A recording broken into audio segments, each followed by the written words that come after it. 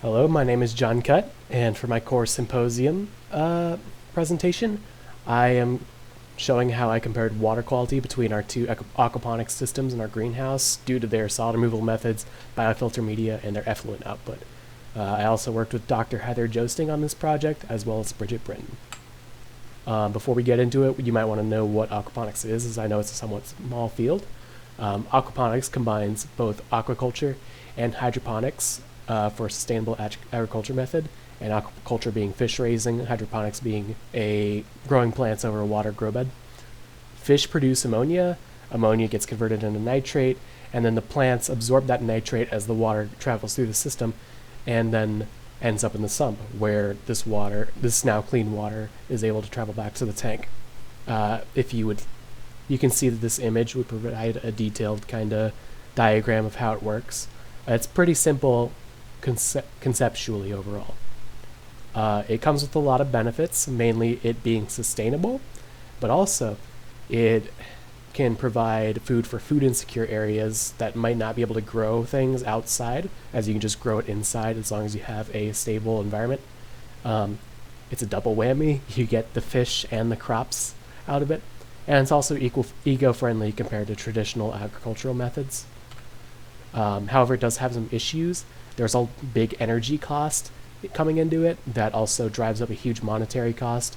You have to buy the fish, you have to buy the plants, and you have to pay for the energy to keep all these fish and all these plants maintained and healthy.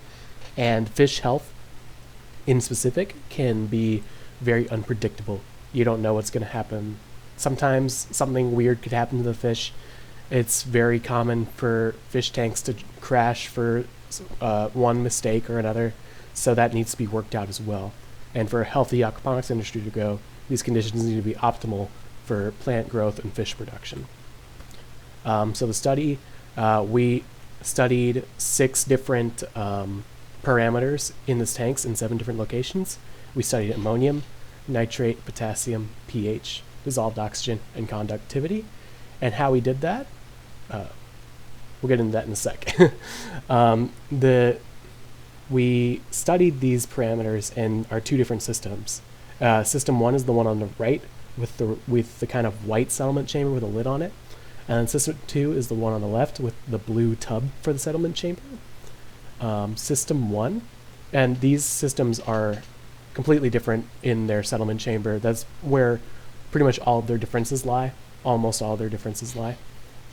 System 1, its settlement chamber has a sock filter for solid removal, coldness media for a biofilter, and multiple inputs into the hydroponic grow beds. System 2 has a backwash settling chamber for solid removal, biobeads as the biofilter, and a single input into the hydroponic grow beds.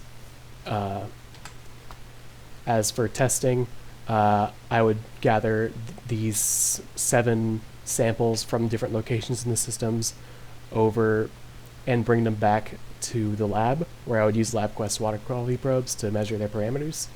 The locations mentioned were 1 sample from the fish tank, 1 from the settle, 4 from the grow beds, and 1 from the sump. And then here are the results. I will pause on them for a moment, and then so you can pause this video and get a good look, and then I'll move on and get to the discussion.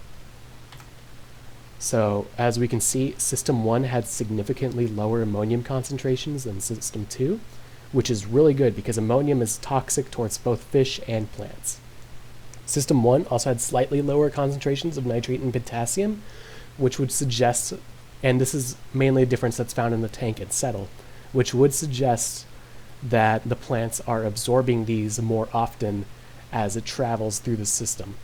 The pH level was stable in both tanks, which is good. And then System 1 had significantly higher dissolved oxygen in the tank and the settle. And as I said, ammonium levels should be close to 0 as possible. So what does this mean?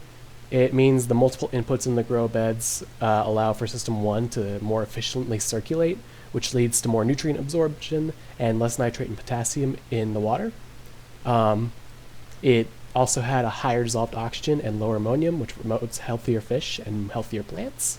So overall, System 1, it seems to promote a more productive fish and crop yield overall. Now, I just want to get to the acknowledgments.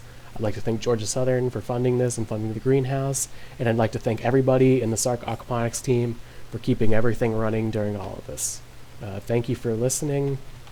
This was my presentation.